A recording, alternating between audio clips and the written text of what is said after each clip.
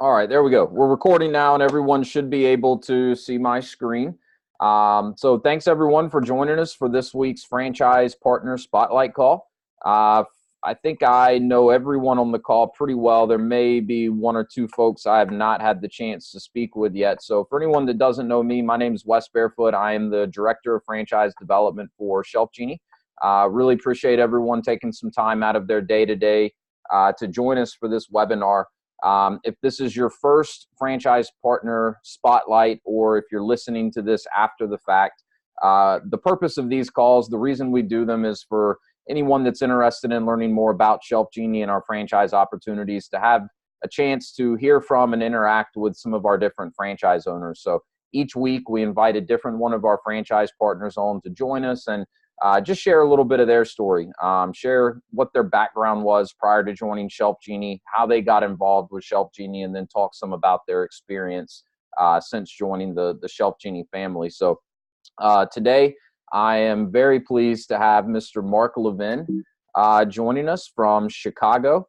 Marc is one of 3 franchise partners that we have in the Chicago market, and I'll let him tell everyone a little bit more about his territories that he covers in Chicago. And Marc, I think it'll be interesting to hear you share a little bit too, just how you and the other franchise owners in the Chicago market work so well together. I know you guys do a fantastic job of that, and you know, you're kind of the best example that we have right now, that being Chicago, of kind of a market where we have multiple franchise owners. So a pretty interesting dynamic there. So as you can see here, Marc has been a franchise partner with us since June of 2015. So coming up on your 4-year anniversary. Congratulations on that.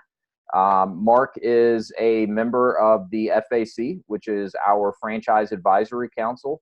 So Marc has been very involved with working with the ShelfGenie home office and really kind of helping to, guide the direction of the organization going forward. Marc's also been a big part of our 5-star program and helping to roll that out, and was also really one of the early adopters of that program and really kind of dove in with that. And I'm sure he'll have some good insight to share from that. And then Marc was our Rising Star Award winner in 2016. So really looking forward to everyone getting to hear from Marc today. He's got a lot of good experience and insight.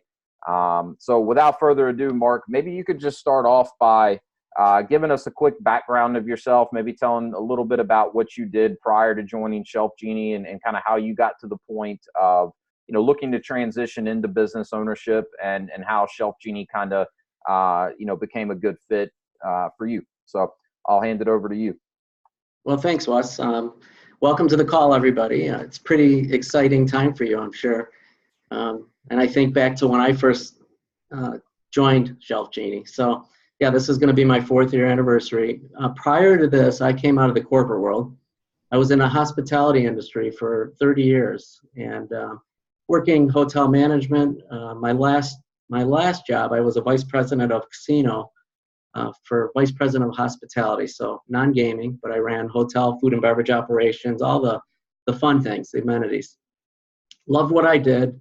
I will tell you, it burned me out. I mean, after going 10 years at this casino, surviving 3 public traded company takeovers, it was a little stressful. And I knew that my last year, it was time for me to move on, but I didn't want to stay in the hospitality industry. I wanted to own my own business. Didn't really know what I wanted. I felt I was burned out and just wanted a fresh start. So I talked to my financial advisor, and he hooked me up with a business broker. And the first question is, well, what type of business do you want to buy? And I said, that's a good question. I go, here's the funds I have. I said, we can borrow, we could do this.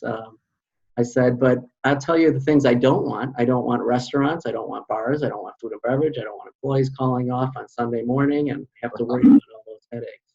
Yeah. So that left a pretty wide window. So he started sending me some businesses.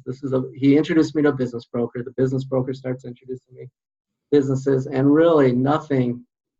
After 2 weeks of getting some faxes sent to me, or not emails sent to me, nothing really was turning me on. So he asked me, he goes, would you ever consider franchising? And I said, never thought about it, but yeah, I would consider it. It just, no donut stores. I don't want a Subway shop. I don't want, went through that again. Yeah. So he introduced me to a franchise broker, similar probably a lot of you are working with. I don't know, but very good. Interviewed me. We had a good 2-hour talk just to understand my background, what my passions are, because you don't want to, even for all of you, you don't want to go into a business that you're not going to enjoy, because then it becomes work and you're not gonna like it. And for me at my stage in my career, it really wasn't about earning the same type of income that I was making when I was a vice president of a casino. It was more about quality of life, being able to control my schedule and grow my business is the way I want to. If I want to put in crazy hours and do that, yes, you can do that. And it's scalable. You can absolutely grow your business. So anyways, she talked to me. She said, all right, give me 2 weeks and I'm going to come back with you with 3 businesses, maybe 4. 2 weeks go along. She comes back and she has, 4 businesses. She's all excited. She says, I've got some businesses for you to look at. She goes, but before I tell you what they are, I want you to go in open-minded because you've never franchised. And I will tell you, most of my clients, she said, take a business that they never thought they would be in. Yep. She goes, you're coming out of a corporate world. You never you've never been involved with franchise. So do your due diligence and really give the attention, because you'll learn from that. And she goes, I guarantee you're not going to pick all 4 businesses. You might not pick one. So in those businesses, ShelfGenie was one. I'm looking at and all these businesses are completely opposite of anything I would have thought of. And ShelfGenie, the first impression is that this looks interesting, but I'm not handy. I am not handy. And I don't, so I'm like, I can't install. I can't do that. And I'm not a designer. From the casino, I was able to have, anytime I'd hire designers and they tell me this looks good. And I say, yes, go for it. Yeah. So, going through my due diligence, and I'm going through all these, and I'm really spending, just like I'm sure all of you are, you go through it, and I'm telling you, calls every day in different businesses, and I'm hearing them telling me, oh, we like you, we think you're going to do well, and I'm going through the process, and I talked to ShelfGenie, my first was very pleasant. We went through, and then you follow the schedule, and my second call came up, and I was really not pushing ShelfGenie. I was focusing on these other ones first, going through that.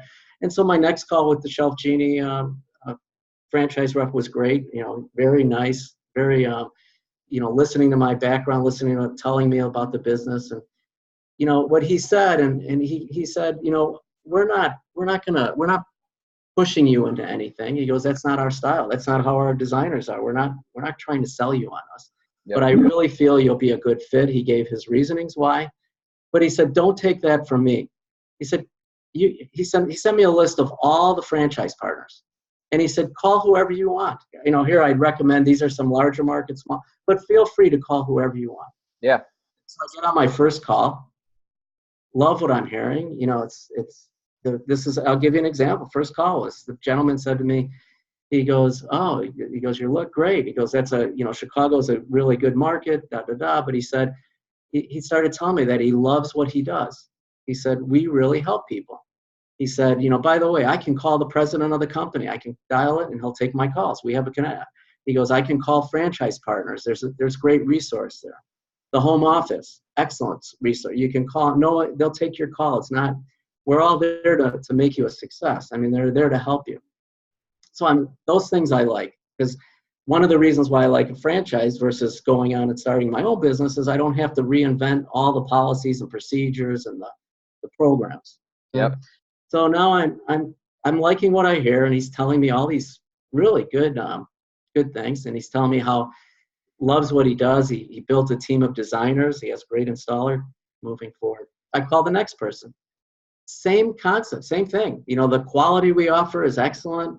Very proud of what he does. He said, I've been in a home. He goes, we help people. And I heard this from the every franchise partner said that. And I was really, I'm like, okay, you help people.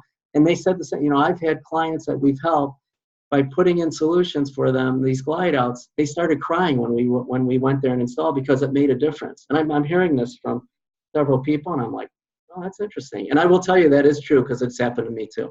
Yeah, I know. But so now I'm liking what I hear, and I said to them, I said, um, I would like to. Can you send me the list of the franchise partners that left the system? I'd like to call the ones in Chicago. I want to know why they left. So I call them, and first person I call, very friendly, and he says it's the same thing. I loved what I did. He said, I love what I did. I'm the best designer. He's telling me I can, if you want, I'll train you. I can call the home office. I have friends that are, that we started in 2008 when they first started franchising and knew all this. And if any of you remember the economy, what was it like in 2009 and 2000? Horrible.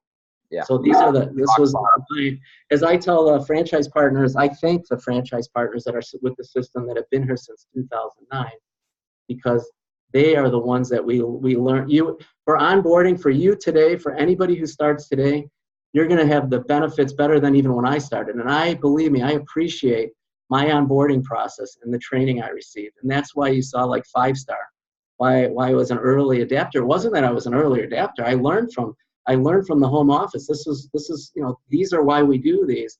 And so if you set those, if you train yourself and train your team to do those things from the beginning, it builds traction. If you're trying to learn it after the fact and you don't believe in it, or you think it's harder or more difficult, you're going to have you as a leader have to lead by example. But anyways, I'm talking to them, and the first one loves what he did. He offered to train me. He offered to take me out. He said, I didn't take him up on it, but he offered to take me on design appointments. Very nice. So I said, well, why did you leave? He goes, well, he came from the banking industry. He lost his job. He had a young family. And, after 5 years, he was offered to go back to this, to an industry, in the financial industry. And it was a lot more income for him. And he wanted to do that. He also, the other gentleman that I talked to, it was a husband and wife team. And at that stage, they wanted to do it, that one was an installer, one was a designer. And it's about building your team. Doesn't mean you can't be a designer. Believe me, I design. I love doing that. But if you don't have a team, you really can't grow your business, because you can only do so much in a day. And you might not want to do even more, but there's only so much you can do in a day. So if you don't build that team, how are you going to go out and get referral partners and do all the things to really grow your business? So same thing, but all had wonderful things to say about the company. So after talking to that, I went to the onboarding day, or not the onboard. What do you call it now, Wes? We call it join the team day. Join the team day, yeah. So I went down there, and for all of you, this market, Chicago market, was started in 2008. That's when they launched the first. So there were 3 franchise partners. They left the system, and the home office, corporate office, began running that in, I think it was 2013. And Scott O'Hara, he took on the Chicago market. For those of you who haven't talked to him or met him, he runs the corporate markets. And I will tell you, he is excellent resource. But he took pride in Chicago team. He gave the love. He set the expectations to the team that was here, and they started growing the business. And they had the revenue, saw numbers going. So when I came on board, I had my choice of any of the territories. So I looked at all the territories. I'll tell you, my first franchise partner that left the system, I called. He told me I should buy his territory because of his reasonings, and the other one said I should buy his territories. But I felt comfortable. I have 4 territories in the Chicago market. It is, for those of you who have been to Chicago, it's Lincoln Park. I have Wrigleyville. I have all the north side, going all the way North Shore, along the lakefront, going to Wisconsin border, and I'll go even past Huntley. So I have a team of designers that work with us. But I'm jumping all over, so I'll slow down. That's all right. It's good stuff. I pay Starbucks today, so give me some. So anyways, I'm talking to everybody. I go down to the onboard, meet the team. And by the way, the team right now is excellent. And the team when I first joined was excellent. There was some transition, but the team, when you go down there and meet them, Andy, Wes, Scott, Serena, the people that you're going to meet, Keisha, outstanding. And they really, it's what I what I found, if you can be and they're, they don't, well, Wes, you own a franchise, but not everybody owns franchises. So you could be an employee, but there are people there that care about the system and the success, and they care about franchise partners. And I truly mean that. Andy's taken over and has really been introducing and has some more exciting things coming our way. Yeah. But there's a lot of excitement going on within the system in the last 2 years for growth. And Wes, I mean, I didn't really expect to see this many attendees on this call, which is great. Wes, you've been doing a great job. But so I took on this corporate market. That's where I was going back. So Chicago was run by home office. The way Scott ran it, he didn't break it up into territories. So this is one territory that he ran it as a whole. So after talking with him, and I enjoyed he was my partner, basically, because I was the first franchise partner, and I think I was a year without anybody else. It was myself and Scott handling the whole Chicago market. And so when I first came on board, the way I started was, they have a good marketing team. Home office, Scott was getting the appointments. I'm just letting them handle all that. At that stage, I was letting them handle all that. My main focus was find a team, but also I wanted to learn to design. It was very important to me to be not the best designer. That's not the goal, but so that I could go out and train my designers. Yep. And really, I wanted to go out and see what my territories are large. I was a workaholic. So when my last 10 years working in Indiana, I haven't been to a lot of these areas in my territory. Of course, I've been to Chicago, but not to every single high rise and low rise and building. So every time I was going on appointments, I'm looking at it as a bit, not only growing my knowledge, but also what do you read here? Do you get a newsletter in this building? Who do I talk to about growing my business? You're just constantly thinking that. And then also knowing when I start training a designer and she says she's going downtown, I can say to her, well, this is where the parking is. Make sure you talk about this. The building, that's not a problem. We'll have a certificate of insurance, all the things to make them feel comfortable and help them go out and design. It's a great point. That was my main focus for the first year, really loading everything with the home office. The thing that I liked about ShelfGenie, when I first joined, there was a call for new franchise partners. So that was at the beginning, and it was good, because just like you, when you go to onboarding days, there might be a couple of you that you're going to connect, and you'll start talking. There's people that you can call. So you'll start talking to, that you have questions besides the home office. You might be needing something real quick. You could call me. You could text me. If I'm on an appointment, I might not answer you right away, but I promise you that you'll get an answer. But the point is, I started doing, growing the team, 2015. So one of the reasons he said June, and when I think about that, June of 2015, I really didn't open my business till September. The reason why I did June after talking to franchise partners, they're like, hey, are you going to conference? Yeah. Like, I'd love to. And I really pushed it. So they said, all right. So we coordinated everything. I actually signed the contract at conference. They came there and signed the contract so that I can participate. Yeah. For me, it was more of the networking, because there was a lot of talk that it was going right over my head, about product and this and that.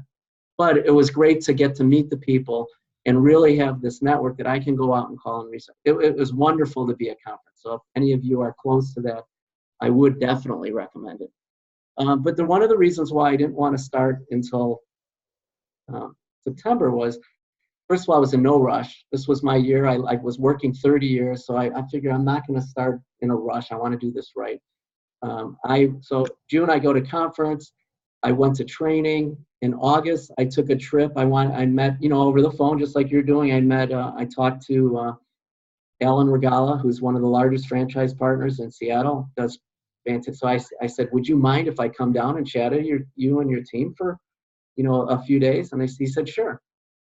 And then since I was out there, at the time, Joseph Troy started a year before me, and he was like the rookie of the year, first franchise, right out of the gate. So, I said to him, can I go down to Vancouver? Would you mind? He goes, no, not at all. And he goes, as a matter of fact, I have a home show. You can work it with me. It was great. And loved going there. And the only regret I have is, if I was any of you, I think looking back, I wouldn't have gone before. I would have probably gone out and done design appointments for 60 days. Yes, so because I would have asked a lot more questions. I would have been more, I was a sponge. You mean before coming to training? Yeah, oh yeah, oh yeah. It would have been wonderful to go back and to them, 30 days later, because I came home with resources that they use. Alan's a great one for that, and he was very helpful. Joseph, when he came, he was all about the brand, building the brand and hiring the team. It was about his team.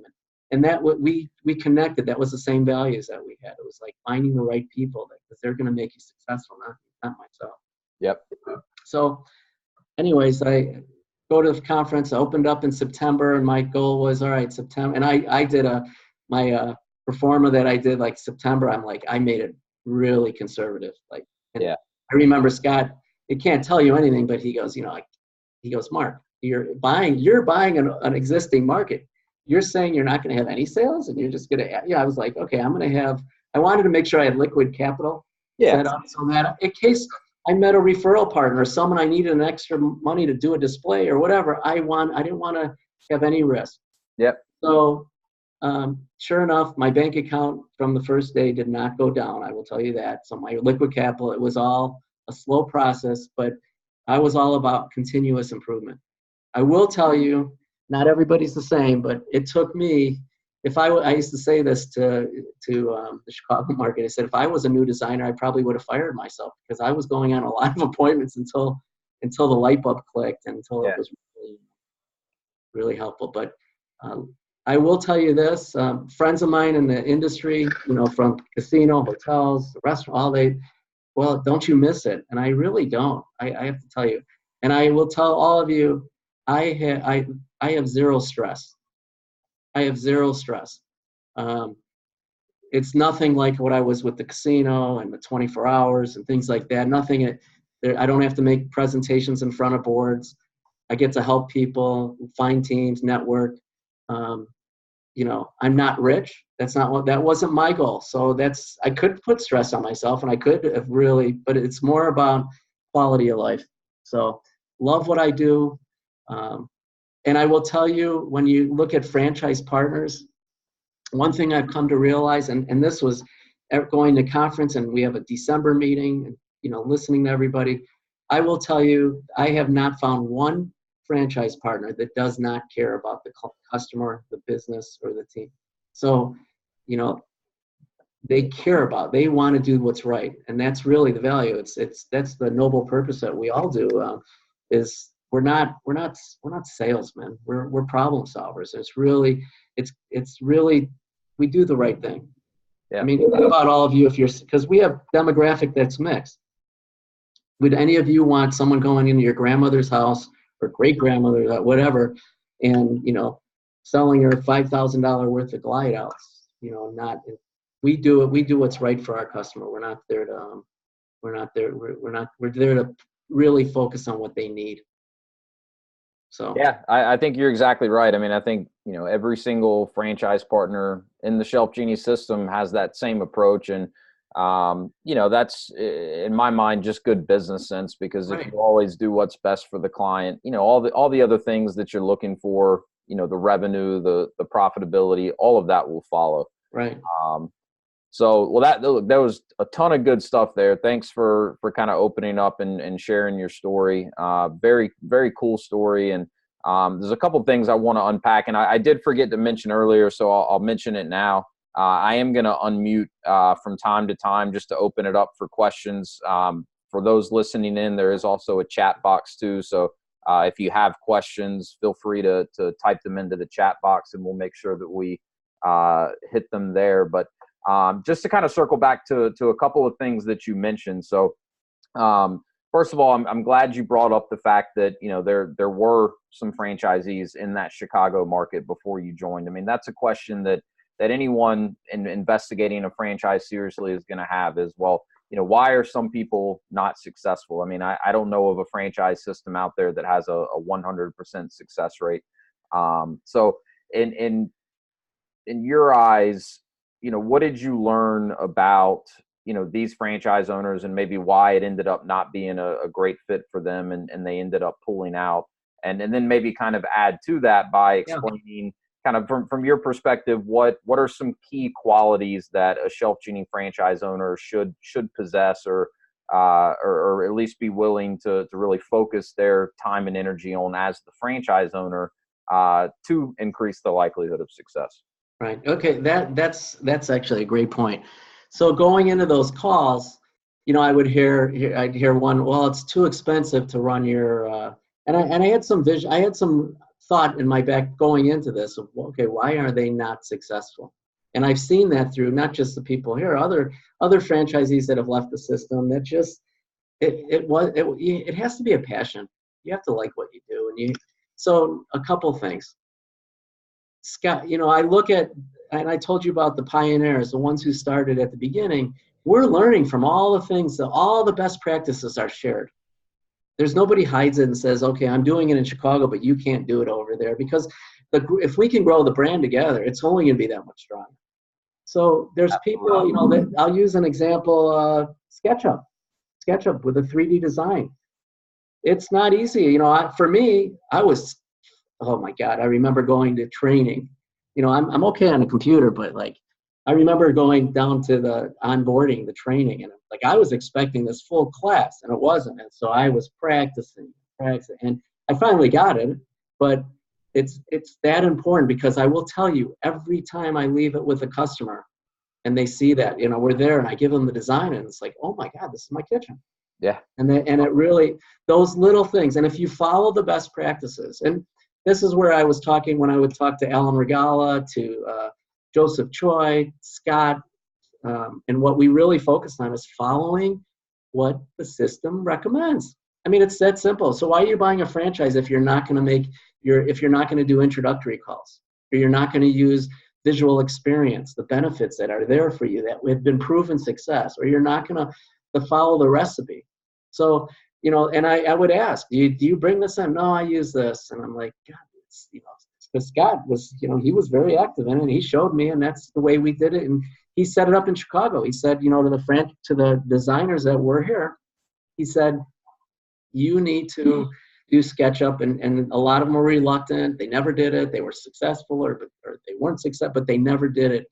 And he gave them a deadline. He said, by this date. And then that was probably the most difficult part. But going forward and hiring designers, you have to make sure that they're capable of that.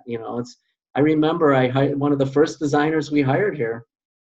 Wonderful personality, wonderful connector, but she technically never had a laptop. It was my mistake not asking the basics. So we gave her a lot of training, and it took a long time. And it was probably, I learned from that. That's not something I want to invest my time in, because it really took a tremendous amount. It's because she was nice. I didn't want to not support her, because it was my mistake. I'm the one who hired, but it took too much time. So I'm going back. I think I lost the beginning part of your question that you were about. So just kind of, what did you learn about, some of the franchisees in Chicago, or even outside of Chicago that ultimately, didn't stay with ShelfGenie long term? Right. So they weren't following the system. They weren't training their. If you don't train your, if you I've always said you inspect what you expect. So first thing is, if you set the expectations, that's the first thing for your team. Yeah. And you expect them to do introductory calls and talk to the client, and then you expect them to bring this to the client's home, and this is how you want them to they're not going to be exactly like you, but they're going to follow these steps. And they don't do it, or they don't leave SketchUp. They go home and do the SketchUp, and they don't follow the system, and they're not, shame on you as an owner, because you have the wrong people, or you're not doing it. And if it's not important to you, it's not important to your team. And so that's one reason for it. Two is if you're too busy doing installs yourself, or you're too busy doing designs, and you don't have time to go to the network events, whether it's a chamber and get to know people, or whether it's NAPO, National Association of Professional Organizers, or productivity organization, you're not getting your name out there with people that can help you, or referral partners. Going to other when you're at a vendor show, a home show, meet the vendors, meet the ones who are the owners, and talk to them and ask them, where do you do your advertising? You know, you'll learn so much. Yeah. But if you focus just on the grind, you're not gonna. It's not all gonna happen. You have to have some of that. You have to be a little bit. You have to have an entrepreneurial thinking. Yeah. You really do. So I think some of that was they were set. They weren't following the system. So going back to anybody who buys today, or recently, your onboarding it's continuous improvement. It gets better and better. So from 2015 to today is light years different, you know. And I tell everybody mine was light years ahead of. They used to put a designer in Chicago. They hire these designers and say, okay, you go on one shadow appointment with the owner. You go through this training, and now you're on your own. And what would happen is a new designer might go on 5, 10 appointments and not close one. And if they don't close one, what happens? They lose the belief in the system and the product. Yeah, they have no confidence. Yeah, so what we would do, and I learned this was Joseph Troy. You know, he took everybody on 10 appointments. From the beginning, they would shadow him, but by the 10th time, they were doing a lot of it. And he was able to see, number one, they would close a lot more, so they got to see the reward of that. They see that people buy it. He would make them go on an install so that they could see finished products, so they can see that client's excitement when they put the drawers in, how happy they are. That's and key. That all helps part of the belief system. Yeah. But if you're set in your ways and you don't want to dedicate the time to go drive out to do that's shame on you. And that's why you're not gonna, you know, that's what happens. That's what happens. Yeah, so and that's part of it. Those are two great points. I mean, I think, you know, whether it's ShelfGenie or any other, you know, franchise system, you know, for new franchise owners especially, following the system is key. I mean, that's a big part of what you're investing in when you buy a franchise is the system that's in place. There's kind of a blueprint there. And I do tell people, and I think you'd agree with me, Marc, that, you know, at ShelfGenie, there's a very good system to follow. But in addition to that, you know, it's not that all of our franchise partners are robots. You know, everyone has their own kind of style and approach, and we've, you know, evolved a lot over the years because of new ideas and kind of innovations that franchise owners and their teams have brought to the table. So I do think it's important to have a good balance of that. But you're exactly right. I mean, following the system is key, and then, you know, working on the business instead of in it. I'm really glad you brought that point up, because that's something I really try to stress, you know, with any candidate that I work through this process with, is that, you know, the key to success in a business like ShelfGenie is really developing a team. And so all of those examples that you just gave of how you know, now go about training your designers and how you learn some of those best practices from other franchise owners, you know, that's working on the business, right? Going out and doing your own installations and, you know, being the best designer on your team, that's working in the business. And your point that you made about, you know, kind of capping out, you've only got so many hours in a day, right? You're going to hit a ceiling pretty quickly if that's your approach. And I think, you know, that's probably the number one thing that any franchisee with ShelfGenie that has not been successful or is not currently, you know, having a lot of success, it probably really boils down to them working in the business, not on the business. And that for us really means, you know, they're not focusing on developing the team. So that's really good insight there.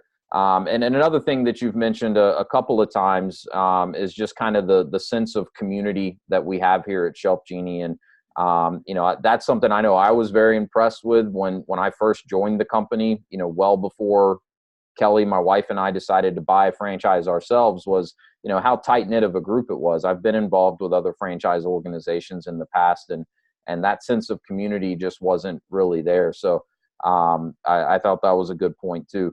I'm going to quickly just kind of unmute everyone and see if we have any questions. I don't see anything in the chat box, I don't believe, but I'm going to unmute everyone here and see if we have any questions for Marc. I believe everyone's unmuted now.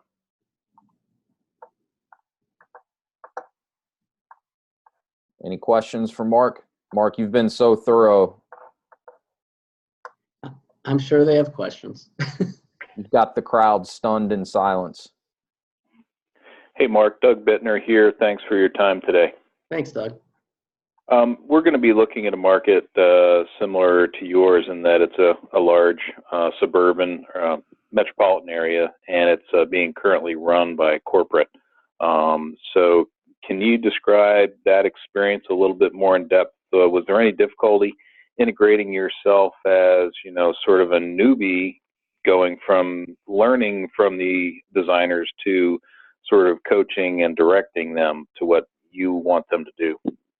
No, well, and that's a great point. So a couple things, and first I want to mention about integrating. I didn't come in there. I remember going on my first shadow point, which you'll be able to do with the designers that are already there, and they were nervous. I'm like, don't be nervous. I'm going to learn from them. I mean, and it depends on your personality. If you go in there like,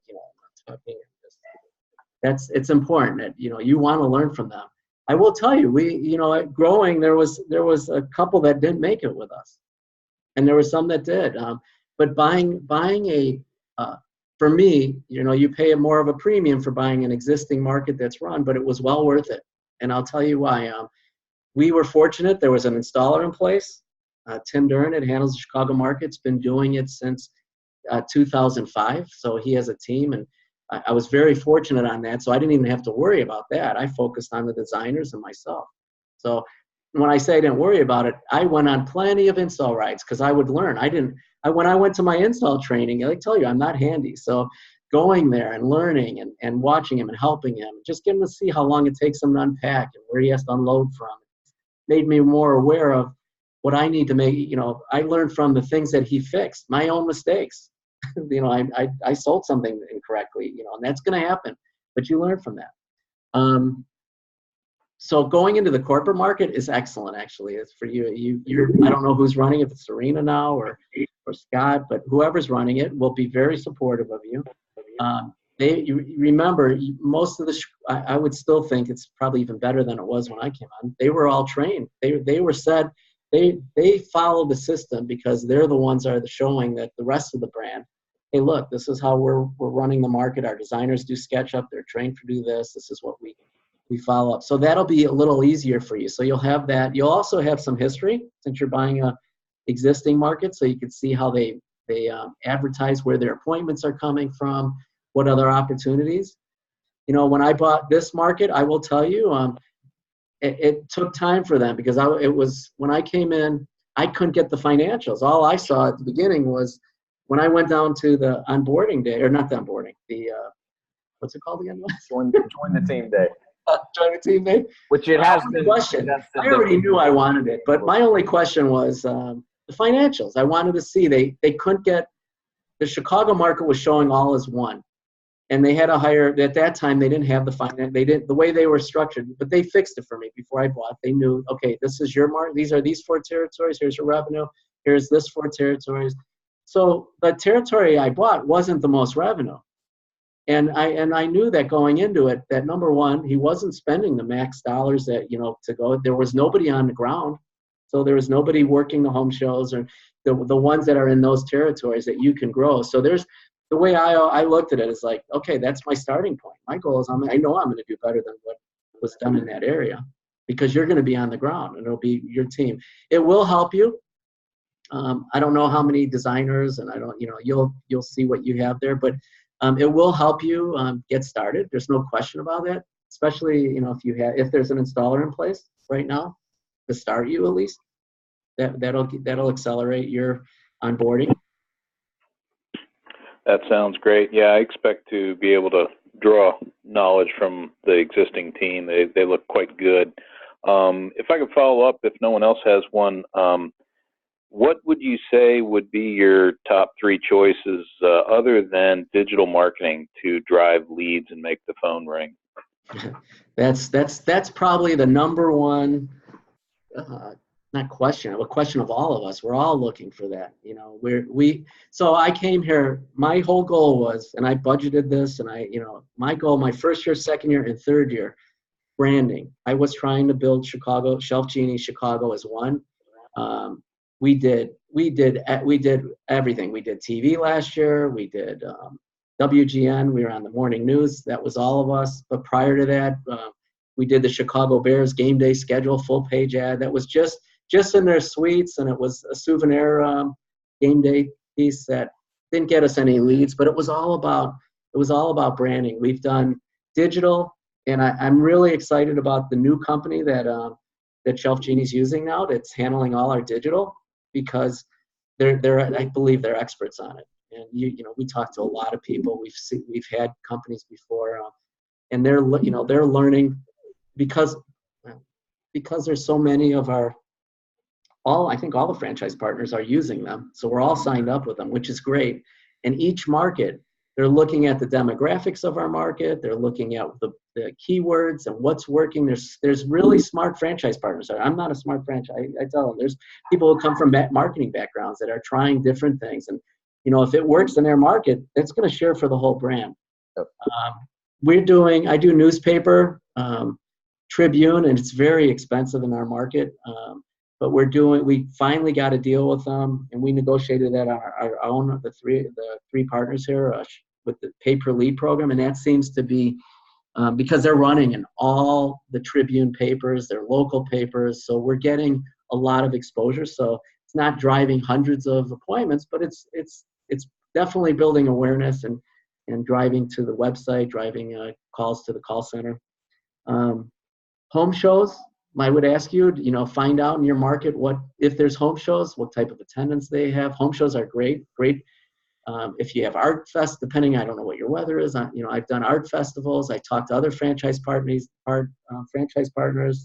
that does fairs, state fairs. If you're close to that, Chicago, I don't have a state fairs down south, and like by St. Louis for us. So I do have a Lake County State Fair.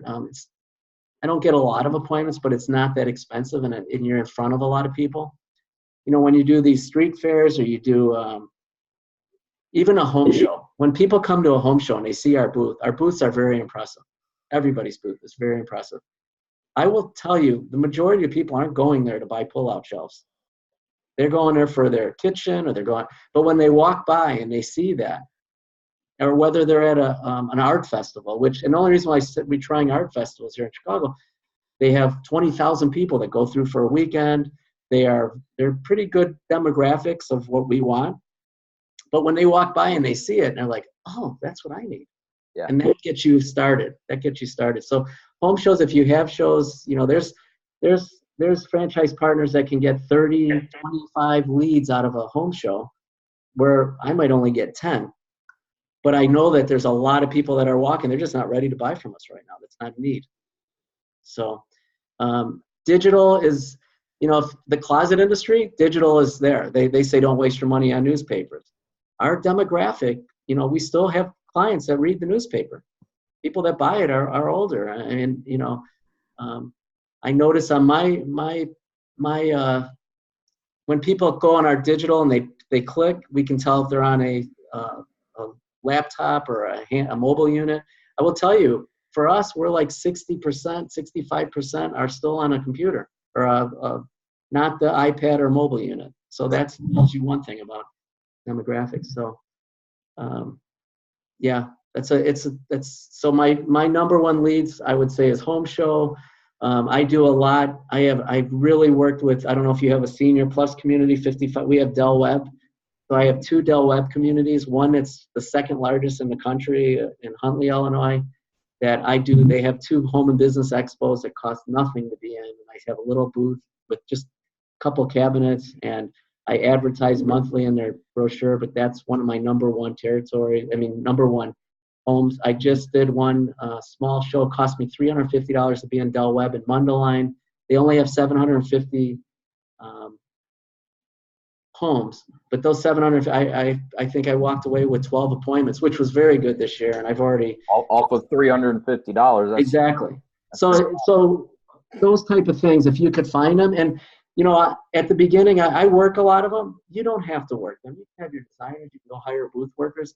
I was doing because I wanted people to know. It's just my own personality. I'm not saying I'm right or wrong. I was just I wanted to be local, and I want them to think that it's me.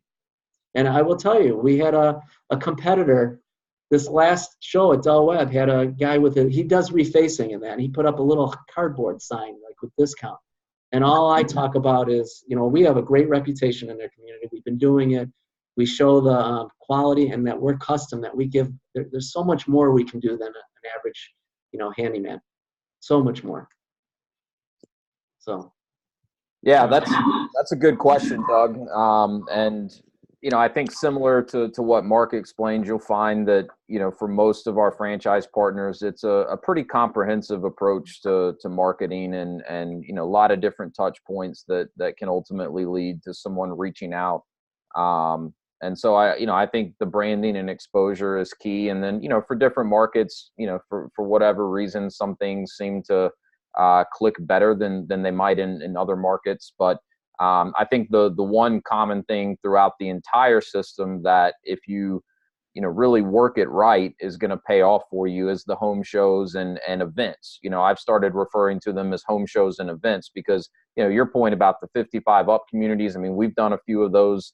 Very little events. They're very inexpensive, but it's the perfect demographic for us to be in front of, and they can be very, very lucrative if you work them right. And right. So I think that was a great point that you mentioned there. And for Doug and Janice, I think it'd be really good for you guys to have a follow-up conversation with Marc and several of the other franchise owners that have purchased corporate markets, so they can share some of their insights with you, just related to taking over a corporate market. So thanks for those questions, Doug. We've got about 10 minutes left. I told Marc we'd try to keep this to right at an hour. So any other questions for Marc or any other topics that you'd like to maybe have him speak to while we still have him on the line with us?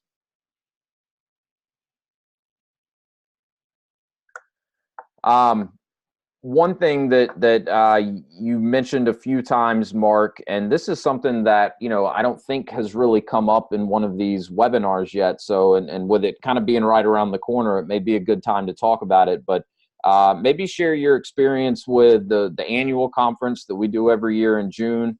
And then also maybe explain kind of from your perspective, the December meeting, and how that's been for you. I think it was, great timing that you were able to actually sign your agreements, when you came into town for conference. And I know we've got at least one franchise partner signing in the next, week or two. And that was exactly his goal, was to get signed in time to be able to come for conference. So, and in fact, Kelly and I signed a month before the conference, and it was, huge for us to be able to come and be a part of that. So, maybe just explain kind of, what you get to participate in at conference, what type of value you've gotten from it over the years, and I'll shut up now and let you talk.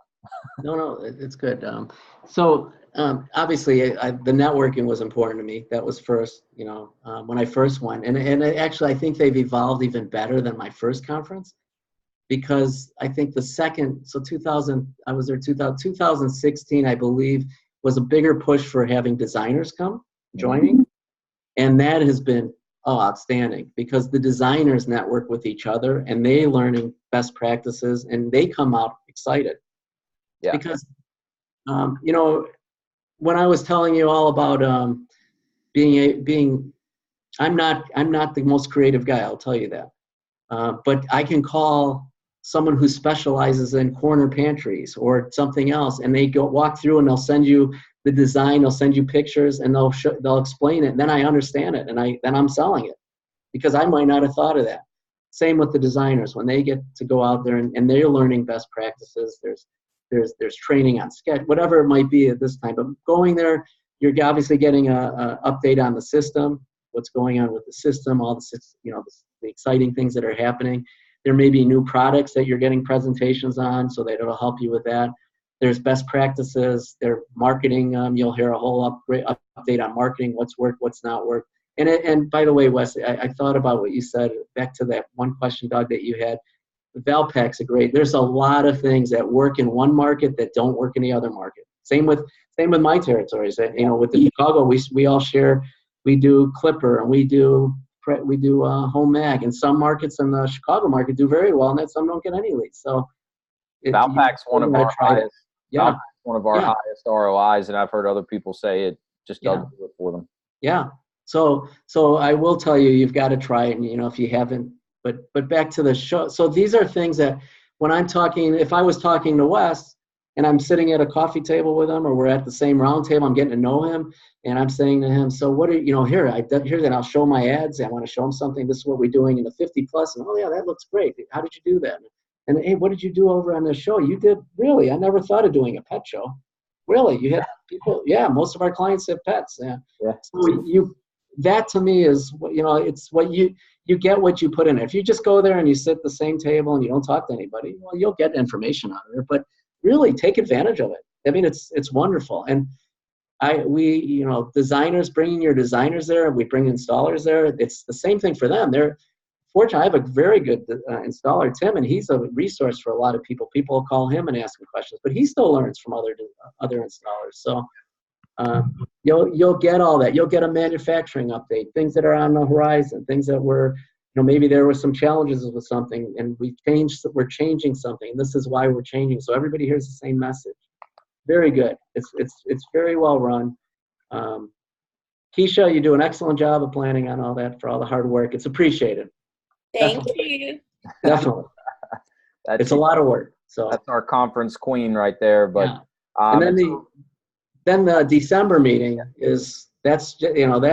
that's not the designers. That's more of the owners, and we get together and we're again, same type of things, updates halfway through the year, but we're talking about what's up, what you know, where are we at with our marketing plans, you know, what's our business plan for 2020, what are we doing, here's some things that are on the horizon, more business for us as owners, that we're really focusing on that.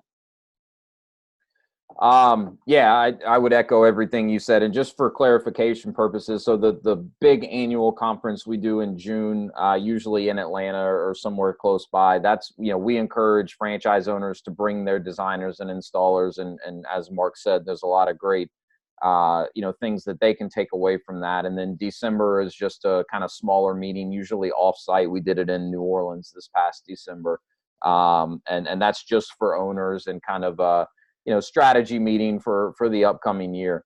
And usually we have some great speakers come in. I know I've been to the last two June conferences and really enjoyed all the speakers that we've brought in. And it's really just a good opportunity to get everyone together, make sure we're on the same page and kind of working towards the same overall goals of, you know, building the ShelfGenie brand. So thanks for speaking a little bit to that. In the last couple of minutes that we have, Marc, you know, maybe just share any advice that you may have, because, you know, as you pointed out earlier, you've been on the other side of the table where, you know, everyone on the call currently is, right? So you were in their shoes at one point in time. So, you know, what advice would you give to someone that's going through this process right now? You know, just about evaluating what franchise or what business may be the best fit for them, if that even is the right fit for them. And also, what advice might you share to kind of, you know, deal with the fear, the uncertainty, the doubt that you know, everyone experiences when they are, you know, making a huge decision like this and kind of going through a big transition in their life? Yeah, what do you call that fear? There's something, ShelfGenie, or that I had that fear. I was very I had I know I call it the oh shit moment. Everyone has okay. a shit moment at some point. Yeah. So I go through it. I love everything I'm doing. I do my Performer 3. I did a worst case scenario, okay scenario, a realistic, and then a best case scenario. And my worst case scenario, I just wanted to think what would be the worst case scenario. You know, go through all that. I did my due diligence, you know, talking to franchise partners. They would give you advice. You feel free to ask them, like, oh, you know, let's say you go out there and you're going to put something that your cost per appointment is going to be $200 or $150 on your performa. I would tell you probably raise that unless you've told me that the reason why it's so low is because you've got giant home shows or state fairs that you're going to get 200 appointments with, you know, something like that. But making sure that it's realistic. And then, you know, I made sure I did my budget. I think, you know, and I'll be happy. Anybody has questions, feel free to reach out to me. You know, the overhead, I put in my insurance, I did everything. So I knew what I was spending. I don't like surprises. And then I did have a contingency. I recommend that you have liquid capital. Just like any business you buy. You don't want to buy a business and invest all the dollars, and who knows, something, you know, that something could happen. It doesn't mean it's gone, or that you're going to want to spend something on and have that funds available, that it's not going to put pressure on you. Yep. You're not going to worry that your job you didn't get collected on.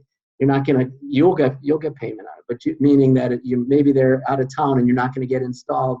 Instead of the 6 weeks, now they're going out until they'll be back in a month or 2 months. You don't want to be tight like that, and so that really will help you. If you have the funds where you're not tight. I looked at that I wasn't going to take a salary out of my that was just me. I'm not telling anybody what to do or what not to do, but to take a salary, for a year. That was my goal. If I can, if I was set up for that I didn't have to, I just wanted to make sure that I was able to reinvest and do things that I wanted to do. So that was important to me. What else? They said the fair is just, you do your, as many smart people told me, which after the fact was, I was I put a worst case scenario. I took that away. I didn't even use it because the worst case scenario wasn't realistic. There was no reason that I would not have one appointment. I mean, or I wouldn't have one sale. Right. So, I took that out and made it realistic. I think that's important. I will tell you, I've talked to franchise in Chicago market over the years that they've had candidates. I remember sitting and having coffee with one, and I'm listening, and they're telling me, well, I really want to be like a silent, it runs by itself. So once it's up, I won't need to work. I'm like, you have to invest the time at the beginning at least to go on design, so you know what the expectations. So I will tell you two things I really say. Do you enjoy people? Number one. If you don't, maybe this isn't the right. You might find another franchise that works, but if you don't enjoy people, or you're not comfortable going into someone's home, or sometimes I've seen franchise partners that never manage employees. They came on board and it was a little struggle for them. So I want you to know that. So if you have a team and you're just looking black and white at their results and their numbers, and if they made a mistake and you're penalizing them this or that, it's difficult. I will tell you that. You want to get that. You're as good as your team is, right? So I always say, what do they need? They need and I said this in my corporate life, in the hospitality industry, and everybody I would hire, whether from a leader to a dishwasher, do they have the proper training? Do they have the proper tools? Meaning, if you send a designer out and they're not established with the training or the tools, shame on you. I mean, it's really, you can get your designers, give them as much information, and keep looking, keep searching for designers.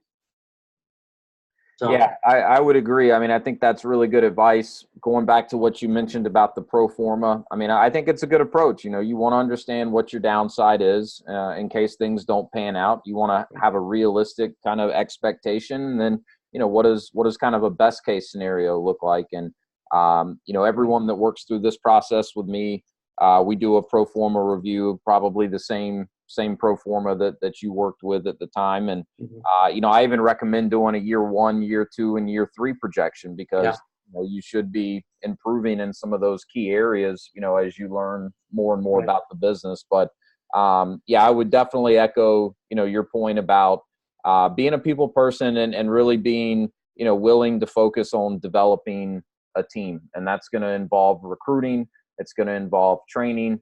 It's going to involve, managing, mentoring.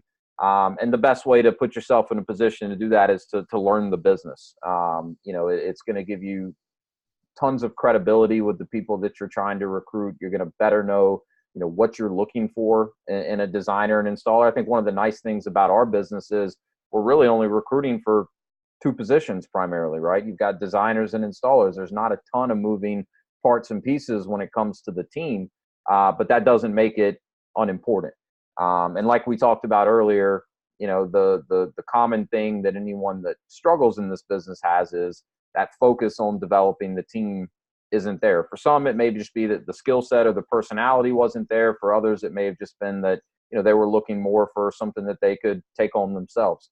And kind of on the flip side of that, I would say that, by far, one of the things that all of our most successful franchisees have in common is they have fantastic teams in place, and they've really, really made that a priority and worked very hard to do that. So I think that's really good advice. And with the fear piece, it's, everyone experiences it differently. There's no question that, investing in a franchise, going into business for yourself is a huge decision, something that can be very scary.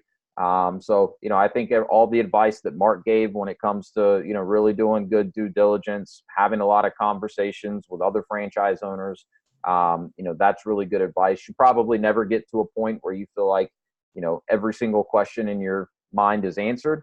But, at a certain point, you just got to feel pretty good that it's a good fit. You have a high likelihood of success, and then, be willing to take the leap and see what happens. But look, I appreciate you coming on and sharing all of this with us, Marc. I know everyone that joined in and anyone that listens to the recording after the fact is going to get a lot of great insight from this. So, and for those that are interested in talking with Marc in more detail, you can contact him through his ShelfGenie email address, which you see here.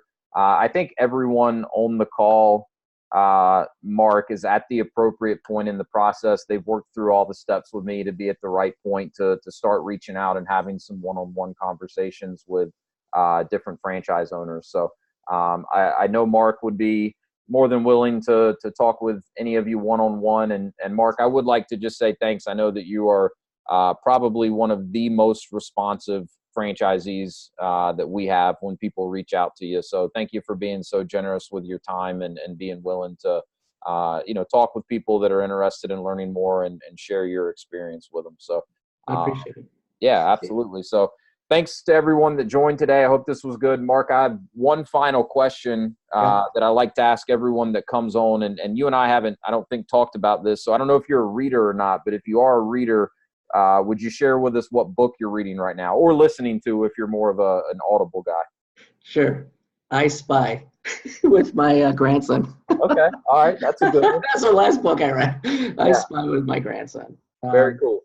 Very cool. No, but one thing, if you email me, put your phone number on there, because sometimes I'm driving, and I'm going, I have a big territory, and I'm going like after I hang up here, we're going to an install because I have a client with a really interesting pantry that I want to take pictures and be there to, show them that it's going to be done. So put your phone number on there, and sometimes I'll call you really quick, and sometimes I may miss it. So I apologize if I don't respond, but call me. I'll give you my number. Any of you want to call or text me, 847-602-5131, 847-602-5131. Yeah, anything we can do to help, but you'll love, if you come on board, you will love, it's not just Marc, there's franchise partners throughout the system that really love giving advice and helping it. I mean, believe me, I call a lot of people that every week I'm calling a different franchise for a different question. So yeah, it's good. Yeah. Awesome, man. Well, thank you. This was really great. I look forward to seeing you next month at conference, and appreciate everyone for joining. Hope you have a great rest of the week, and hope everyone enjoys their Memorial Day weekend. Safe travels to everyone if you are going on vacation. Good luck to everybody. Thanks so much. Bye-bye.